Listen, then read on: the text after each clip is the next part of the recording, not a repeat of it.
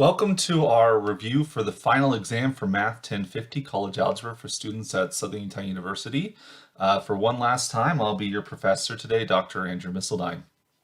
And so now we've reached the end of the course. We're ready for the final exam, for which there's some important information I want to say about this exam. There are many aspects of this exam that are going to be identical to previous exams we've taken in this class. For example, there's two types of questions you're going to see on this exam. You'll have multiple choice and free response questions. Those will be of the same format as we've seen before. As you prepare for this exam, you should prepare a 3x5 note card. Put whatever notes on it that you want. Even though this exam is going to be longer, your note card is not allowed to be bigger, still 3 inches by 5 inches. Feel free to write as small as you want. It just has to be handwritten and have pertinent mathematical information on it. You can write teeny tiny if you want. You can write on both sides. That's perfectly fine. You should prepare a note card as it's worth 2 points of that final exam. You can bring a calculator, scratch papers available. All that stuff is very, very similar. Some important differences, of course, with the final exam is the final exam is going to be longer. It's going to be 25 questions total. There are 15 multiple choice questions on this exam worth 3 points each. And then there will be 10 free response questions, which are worth 5 or 6 points based upon the difficulty of the question. This exam is a comprehensive exam covering every possible topic that we've tested upon throughout this course, plus a few things that showed up in the very last chapter that didn't appear on any of the previous exams. And I'll talk about those things. And those new questions I'll point out specifically as we run across them. I wanted to utilize this video to go through the contents of this exam to help you better know what you should be studying for as you prepare for this final exam. In addition to the practice exam you see on the screen right now, I should point out that the past exams also provide to you a good study guide for this exam, because many of the questions on this final exam will be taken from previous exams, or at least variations of questions from previous exams. So your 4 practice exams, number 1, 2, and 3, are pertinent review guides for this final exam, plus also the actual exams 1, 2, 3, 4 you took in this class as well. So in addition to this practice exam you see on the screen right now, you have 8 other exams you could use to help you study for this exam, and I would recommend you utilize all of those. So without further ado, let's get into the specifics of this exam. Content-wise, things like time, place, and manner change from semester to semester, so please check with me to find out exactly where and when you're supposed to take this exam. All right, some questions are going to have a lot of variation to them, some will not. This very first question will be one of the type where there's not a lot of variation to this question. This first question will ask you to compute the average rate of change of a function. Well, the function might change and the interval will likely change as well. You will be asked to compute average rate of change. This question actually can be found on exam 1, question 8, for which you were asked exactly something like this. I want to point out that as we're ending our semester with college algebra, well, it serves many purposes. It is a general education mathematics class, but its primary purpose is as a prerequisite to more advanced mathematics classes. In particular, college algebra serves as a prerequisite to calculus. And so many times at other institutions, the class we're in right now might be called pre-calculus. Again, as that's what its purpose really is meant to serve. And so a lot of the questions on this exam will be focused on getting us ready for calculus, because many of us will be taking that next semester or in the not too distant future. Even if we don't realize it, we will be taking it. That might come upon us very, very soon. And so the notion of rates of change is very important in calculus. And so this is a question we're going to see. Now, on exam 1, the questions here were quite mild, mostly just like polynomials and quadratics probably for the most part. I do want to warn you that for this final exam, all of the function families we've studied this semester are basically eligible on every question, even if it wasn't available on the first iteration of this question on a previous exam. So if you're asked to find the average rate of change, it could be a polynomial quadratic function like you see on the screen right now, but it could be a rational function, a radical function, an exponential function, a logarithmic function, a piecewise function. Any function we've studied this semester, this is all fair game. And that's kind of the whole point of our last unit in Math 1050 here is we take all the things we've seen before, we mix them together now in a new cocktail that we haven't had before. And so be aware that you will be asked to compute the average rate of change, which remember, that's just delta y over delta x on the interval a to b. This will just be f of b minus f of a all over b minus a. So your average rate of change is essentially just a slope formula where you take the y-coordinate to be the function. The specific function, of course, will change, and all of the function families we've seen will come up here. All right, moving on to question number 2. Question number 2 will be a graphing type question. Again, very much focused on calculus in some degree. You'll be given the graph of a function f, that you see illustrated here. You'll be asked something like, where's the function decreasing? Where is the function increasing? Where is the function concave up? Concave upward? Where is it concave downward? What is the domain of the function? What is the range of the function? Does the function have symmetry? Is it an even function? Is it an odd function? These are the types of questions that are going to be asked. Again, given a graph represented geometrically, can we find these important questions from the graph? And so these things about like domain and the monotonicity, the concavity of the function, we asked similar questions to this on exam 1. Exam question 3 and 11 were questions we saw on exam 1. The same type of thing will be given here, where again the function will be given as a graph. If we know a formula for it or not doesn't really matter. I want you to be able to identify this information from the function graphically. Again, identical to questions we saw on exam number 1. Question number 3 will be a question about logarithms, and in fact you'll be asked to either expand the logarithms or you'll be asked to condense or combine the logarithms as well. This was a very important question we saw on exam 4. It was actually question number 4 itself. There will be no variation on this except for what is the logarithmic expression you're given. Again, this is a version where we have to expand it, so you have a condensed logarithm, just a single logarithm. We want to expand it into something like this. But a variation of this question could be that you have the expanded logarithm and you want to condense it into something like this. Again, identical to question 4 from exam 4 as well. No variation on that one because that's a very important question, again, as we're preparing for calculus. Question number 4, you're going to be asked to, well, simply put, you're going to be asked to compute something. I know that's a very generic statement. I'll give you some more specific details in a second, but you're asked to compute something, right? Just a straightforward calculation of some kind. The version you see on the screen right now is you're asked to compute the quotient of two complex numbers, 2 divided by 2 minus I. So this type of complex division. This was a question we saw on exam 2, question 3. We saw some other complex arithmetic, like can we add complex numbers, subtract, multiply, divide, do some exponents with complex numbers. That was a question we saw on number 10. You could be asked to do that. You could be asked to compute a logarithm, like what's log base 2 of 8 or something like that. That was the first question from exam 1. First question from exam 4, be able to do that. Could we change the base? Could we compute a logarithm with a different base, like we saw on question 8 from exam number 4? Could we evaluate a function? Can we add functions together? Can we subtract functions, divide functions, multiply functions? Those type of function computations, functions arithmetic. We saw questions like that on exam number 1, question 2, and question number 4. So question number 4 should generally be considered a fairly easy question compared to other ones. You'll be asked to compute something like a complex number, logarithmic function, other simple function computations. Be prepared for something like that. Question number 5 is going to be an application story problem of some kind. This will mostly be a set up the story problem. You don't necessarily have to solve it. What you see on the screen right now would be an example of a linear application, a linear story problem. This is what we saw for exam 2, question 8, for which you have some quantity that's changing with a constant rate that leads to some type of linear function. An example of this that you don't see on the screen that's a very important example to point out would be something like simple interest, or direct variation is another good example we could see right here. This could also be a exponential application, so we could do something like compounded interest.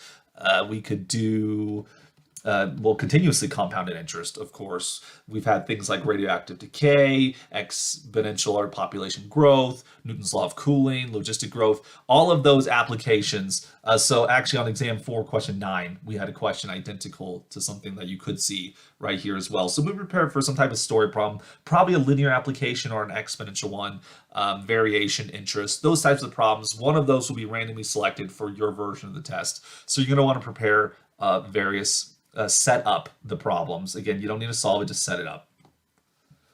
Question number 6 is going to be a question about function composition. That part is going to be guaranteed. So we wanted to do function composition, a very important aspect for calculus. Remember, function composition, we have this little circle notation, f of g of x.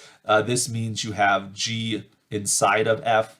This function right here, they give you the composition and they give you one of the composition factors and you're supposed to find the other one. So this would be like function decomposition.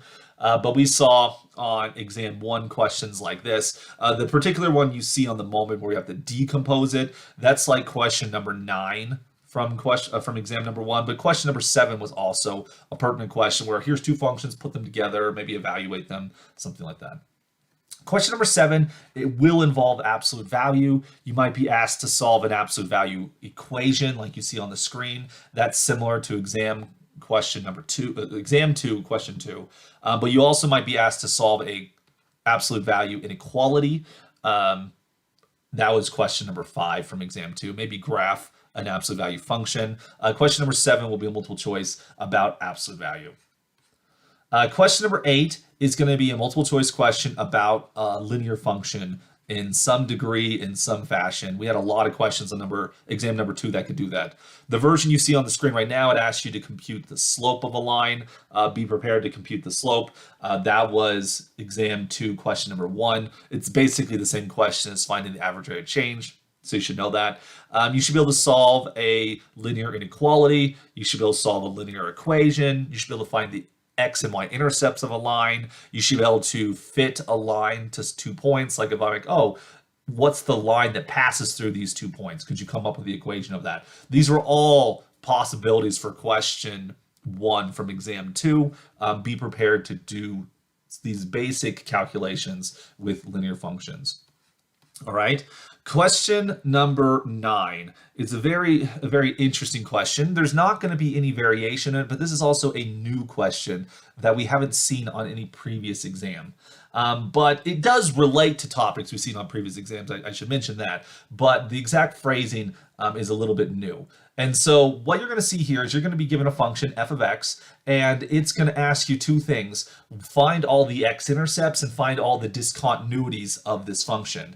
The x-intercepts are going to be things that solve the equation f of x equals 0, right? In particular, these things can nearly always be written as a fraction of some kind. Like notice you have an x and x, that's an x squared. This can be rewritten as 1 minus the natural log of x over x squared. When you have a fraction equal to 0, that happens if and only if the numerator, 1 minus the natural log of x equals 0. So setting the numerator equal to 0 and solving for that will give you the x-intercepts. The discontinuities are going to come about by setting the denominator equal to 0. So if x squared equals 0, right, that might give you like a remove point or a vertical asymptote or something. There's some type of break, a gap on the graph of some kind. We call it discontinuity because it's not continuous at that point. Finding the x-intercepts and discontinuities of a function is an extremely important calculus question, and it's purely an algebraic thing, in which case you will then be asked to find these x-intercepts and discontinuities. We'll list them together, so these are the x-coordinates of those intercepts or discontinuities. So if you think it's this one, you'd select that choice. Now, don't worry about the functions themselves. I did select these functions f of x to be derivatives of functions you would find in a naturally in a calculus setting. So these formulas might look a little interesting, but like I said, these are actually very natural calculus questions. The calculus part would be calculate the derivative, which I'm not going to talk about that, because again, that's not part of our class. So this derivative is already calculated, but the next step is, given the derivative, find its x-intercepts and discontinuities, or so to speak, finding the critical numbers of the original function. It's a very important question. You should be prepared to do that. And we had homework questions very much like this in our very last chapter, so please reference those for some more examples of what you could see on question number 9. For question number 10, we'll have some variability here, but this question will ask us something about a polynomial function. The current version you see on the screen is asking about the multiplicity of the roots, right? Which are roots which touch the x-axis but don't cross it, so that'd be like an even multiplicity. We could ask where are there odd multiplicities. We could ask what are the possible rational roots given a polynomial function. We could ask you to create a polynomial function given some information about roots and multiplicities and degrees using the fundamental theorem of algebra. We could solve a polynomial inequality by factoring. We could expand something using the binomial theorem. There are a lot of questions from exam 3 very pertinent here. So the question you see on the screen right now, this is actually question 1 from exam 3 about multiplicities. You could be asked about the possible rational roots. I said that's question 4 from exam 3. You could be asked about the fundamental theorem of algebra. That was question number 6. The binomial theorem was question number 7. Solve a polynomial inequality, like I said, question number 9 from exam 3. So question 10 will be about polynomials and will be some version of a question from exam 3. Please reference them for some more practice. In that same vein, question number 11 will be a question about rational functions, also coming from exam number 3. So the version you see on the screen right here is you're given a rational function, asked to find its vertical asymptote. You could be asked to find what are the horizontal asymptotes of this rational function. What's the domain of the rational function? Does it have a remove point? Is there an oblique asymptote? Just again, solve a rational inequality, just to give you some examples. So again, the version you see on the screen right now, this is question 8 from exam 3 about finding vertical asymptotes or domains of a rational function. Those things are related. We can find a horizontal asymptote. That was question number 2 from exam 3. An oblique asymptote was question number 5 from exam 3. Solving rational inequalities was question 9 from exam 3. So again, you'll get some question from exam 3 about rational functions. Okay, then the next one, question number 12, is going to be something about exponents, some type of power question. It could be a question about solving or working with a power function, but on the flip side, it could also ask you about exponential functions. It could have to do with logarithms as well, because exponentials and logarithms and power functions all have to do with how exponents work. So to solve a question like number 12, you probably want to use things like exponential laws, logarithmic laws, to help you simplify these things. The version you see on the screen right now is solving an exponential equation where you have a common base. Since exponential functions are one-to-one, you can utilize a property to help you out there. So this is a version of question number 2 from exam 4. You might have to solve an equation, a simple logarithmic equation like question 6 from exam 4. You might have to fit some points inside of an exponential curve, that is, build an exponential function. We did that on question number 3 from exam 4. It could also be a logarithmic function. You could be asked to graph maybe a logarithmic function or an exponential function. Solving another question from exam 4 is question number 7 that had to do with solving logarithmic and exponential equations. Also statements about power functions we saw from exam 3. These are all possibilities you can see on question number 12. Question number 13, moving on to the next page, will be another question that will be about graphs. The way that these exam questions are typeset, graphs generally take up a lot of space on the screen, and therefore I've put a lot of the randomizations so that the graph questions are together, so that when the test is randomized, it doesn't have weird formatting issues. So question number 13 will be definitely a question about graphing of some kind. So you could have a question like the very first question on exam 1 about, is this graph a graph of a function? Does it pass the vertical line test? You could have a question like number 5 from exam 1 about, is this graph one-to-one? Does it pass the horizontal line test? We had a question on exam 1 about piecewise functions. The question you see on the screen right now would be similar to question number 10, although this is a graphical variant than the algebraic one we saw on exam number 1. About symmetry, does this graph demonstrate any type of symmetry? Is it symmetric with the x-axis, y-axis, the origin? Is it an even or odd function? Same type of thing there. Another type of question that you're going to see that we haven't seen on any previous exam is just about function identification. Like if I give you a graph of a function, Could you tell me like, oh, that's the graph of x cubed, or that's the graph of the square root of x, or that's the graph of e to the x, or that's the graph of the log base 2 of x. There are certain very specific functions that we have been expected to memorize. So there are some power functions that we should know, like x to the n. So this would be things like x squared, x cubed, x to the fourth. Do we know these monomial functions? What about the reciprocal functions 1 over x, 1 over x squared, 1 over x cubed? All of these can be written as x to the negative n. You also have the radical functions like the square root of x, the cube root of x, the fourth root of x. These, of course, could all be written as x to the 1 over n power. These are all examples of power functions, and we should know each and every one of these graphs. It's important to throw in the absolute value function. That's a very special piecewise function that you should know the graph by memory. We should also talk about exponentials and logarithms. Can we graph these functions just by the information that's here on the screen? These are important function families, and you should know them essentially by memory. Like if I gave you the graph of x to the fifth, could you distinguish that it's an odd monomial function as opposed to some others? So be able to correctly identify a function from this library of functions is also a variant that we haven't seen on a past exam, but you could see for the final exam. So that's a very good comprehensive question. Be prepared for something like that. We draw close to the end of the multiple choice section. Question number 14 will be a question about a quadratic function of some kind. So you might be given a quadratic function and asked to find the vertex of the quadratic function. Maybe you're asked to convert it to the vertex form. You could be asked to solve a quadratic equation using maybe the quadratic formula, completing the square by factoring. These are all versions of question 4 from exam 2. That we've seen previously. You might be asked about the discriminant of a quadratic function. This is like question 6 from exam 2. If your discriminant is positive, you'll have 2 real solutions to the equation. If it's discriminant 0, there's 1 real solution. If the discriminant is negative, there's no real solutions, those type of things. Could you solve a quadratic inequality? This is like we did with question 9 from exam 2. So question number 14 will ask us to do something with the quadratic functions. Question number 15, our last question on the multiple choice section of the final exam, will have to do with systems of linear equations. And essentially, this will be question 7 from exam 2, for which we might be asked something about, is this a solution to the system? How would you solve this using elimination or substitution? If you used an augmented matrix, what does this tell you? Is it consistent? Are there dependent and multiple solutions?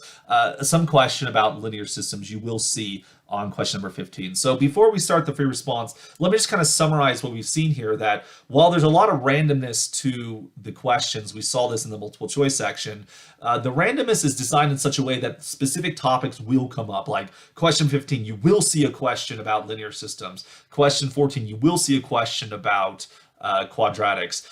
Previous questions, you will see graphing questions, you will see algebraic questions, you will have questions about exponentials and logs, you will have about rationals and polynomials and linear functions. So while the specific question type might change here or there, you can't avoid really any of the topics as you're preparing for it, because you will have to do something about linear functions, polynomials, etc.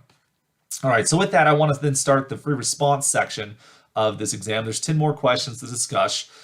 Question number 16 will be about polynomial division. It could be long division of polynomials like you see on the screen right now. It could be about synthetic division. We had 2 questions on exam 3 about these things. Question 10 was like the one you see on the screen. Question 13 was about synthetic division. That's a variation you could see. This question will be worth 5 points. Question number 17 will be a story problem of some kind, but unlike the one we saw in the multiple choice section, this one we have to set up and we have to solve it. The version we see on the screen right now is actually question 11 from exam 2, where we have to set up and solve a system of linear equations for a mixture problem, right? Mrs. Jones has 2 different investments at different interest rates, so set up the system and solve it. So you might have to do something like that. We might also have a question like, quadratic applications. We saw it with question number 14 from exam 2. So things about projectile motion, maximizing area. Essentially, you set up a quadratic function and use the vertex to find the maximum. Things about revenue, right? Revenue is equal to the number of things you have times their price. Can you maximize revenue? Well, if price is a linear relationship on x, which often it is, this gives you a quadratic function. You find the vertex, that gives you the maximum revenue. We also could have various polynomial or rational applications, like we saw these at the very end of chapter 5, where we had things about finding volumes of boxes that often led to a polynomial application. Various rates of change naturally lead themselves to rational applications. Things like inverse variation, joint variation, these lead to polynomial and rational applications. Be prepared for something like that. We didn't exactly see very many of these on exam 3, but we did have homework on them, and the final exam is potentially going to ask us something about that. It won't be too crazy. It won't be worse. It wouldn't be worse than, of course, any type of quadratic application, excuse me.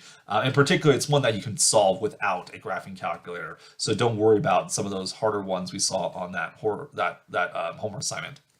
Question number 18 is going to ask us to solve an equation. The type of equation will be basically anything. The version you see on the screen right now is a radical equation like we saw on exam 3, question 11. Can you solve an equation involving square roots, cube roots, etc.? But we might have to solve equations involving quadratic equations like question 12 from exam number 2. We might have to solve rational equations from exam 3. Exponential or logarithmic equations like exam 4, 11, and 13.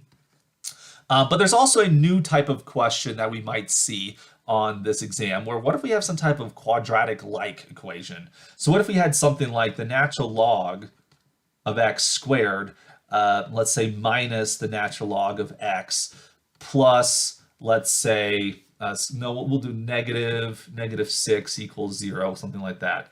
In this situation, we have a quadratic-like equation. Notice if we say, oh, the natural log of x, if I set that to equal to u, then this equation becomes u squared minus u minus 6, like so, for which then we can factor that as u minus 3 and u plus 2, right? Notice negative 3 times 2 is negative 6. Negative 3 plus 2 is negative 1. That's the correct factorization. So we end up with u equals 3 or negative 2.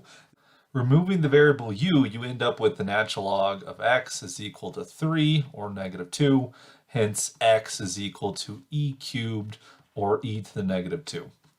And therefore, we can solve this so-called quadratic-like equation using quadratic methods, but then combining it with other functions like natural log or honestly whatever. We should be prepared how to solve these quadratic-like equations, which we did see in chapter 7 on pre-calculus.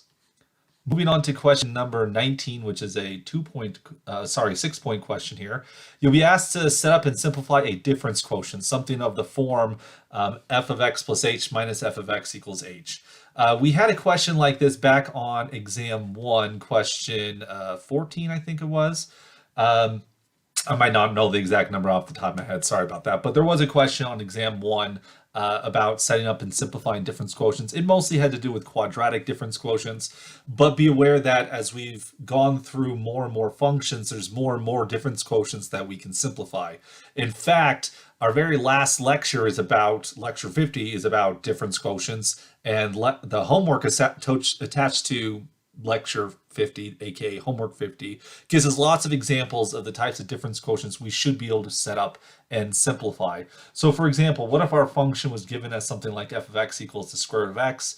Then our difference quotient, f of x plus h minus f of x all over h, would then look like the square root of x plus h minus the square root of x all over h. We have to also be able to set up and simplify things like this. For a square root, of course, we're going to times the top and bottom by its conjugate, the square root of x plus h plus the square root of x. We're then going to times the bottom by that same value, the square root of x plus h plus the square root of x. And then we work from there trying to simplify it. Again, this is just one of many examples. It's very important that we be able to set up and simplify these difference quotients. This is probably one of the most important problems we should be studying as we move forward towards calculus, because this is honestly one of the first problems one deals with calculus, setting up and simplifying these difference quotients. So if there's any question you study for this exam, make sure you cover question 19. Question number 20 will be a question asking us to graph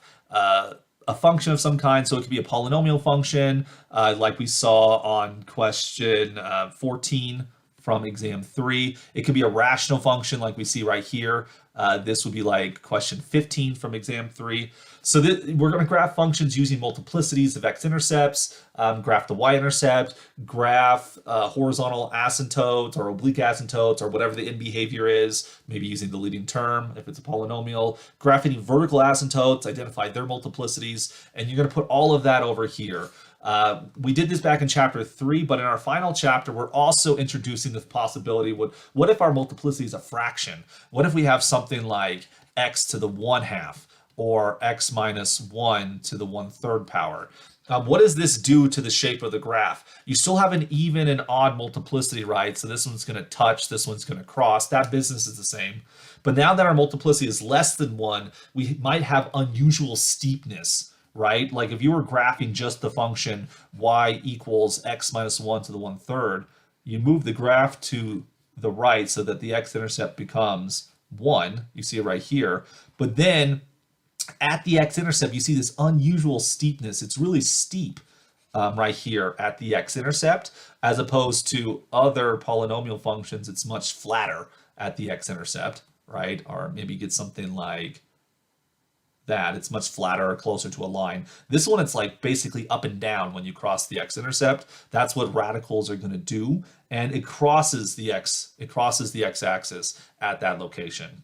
Okay, so you should be prepared to graph something with that type of behavior, maybe a cusp or something like that. These are some examples of algebraic functions we saw in our very last chapter on precalculus.